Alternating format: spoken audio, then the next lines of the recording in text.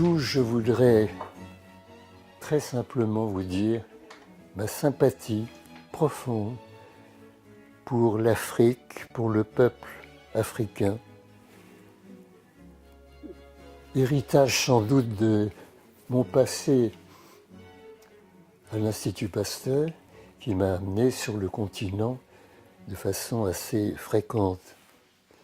Mais je veux surtout saluer au début le professeur Moustapha Bousmina, comme vous le savez, le président du NASAC, le fameux réseau africain des académies des sciences. Et vous dire combien, en fait, l'Académie des sciences est heureuse, fière d'avoir pu travailler avec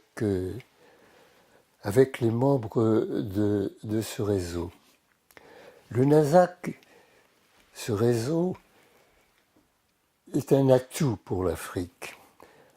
C'est probablement ce qui constitue le socle le plus solide si l'on cherche à entrevoir l'avenir du développement de ce grand continent.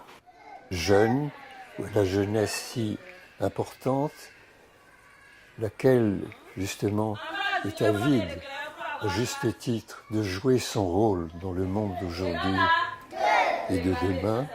Le thème qui réunit aujourd'hui ce grand forum, malheureusement auquel je ne peux assister, soulève en fait, ou relève plus exactement d'un problème qui compte parmi les questions les plus importantes du XXIe siècle, à savoir comment, en quelque sorte, abolir les inégalités qui frappent encore nombre de femmes de par le monde, qui obèrent leur statut légal, et pour certaines d'entre elles qui atteignent en quelque sorte leur vie courante, leur vie familiale, leur vie en tant qu'individu. Ces inégalités sont trop souvent le résultat, le reflet de conceptions, voire de traditions tout à fait anciennes, certes, mais dépassées. Dépassées justement dans le concept mondial aujourd'hui de progrès, fondé pour une large part sur l'éducation. Éducation scientifique, mais également éducation culturelle, éducation même politique.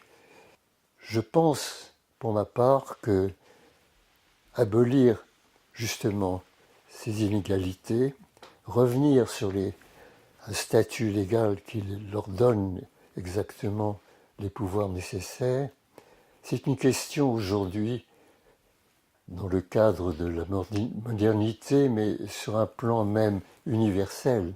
C'est une question, en quelque sorte, de dignité humaine.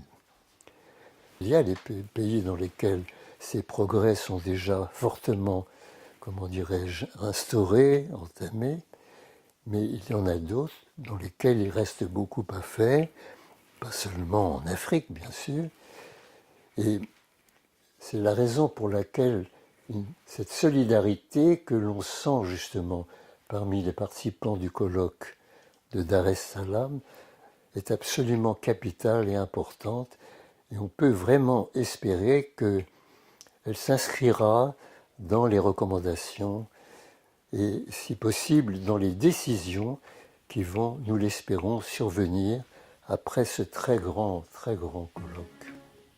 Je vous remercie.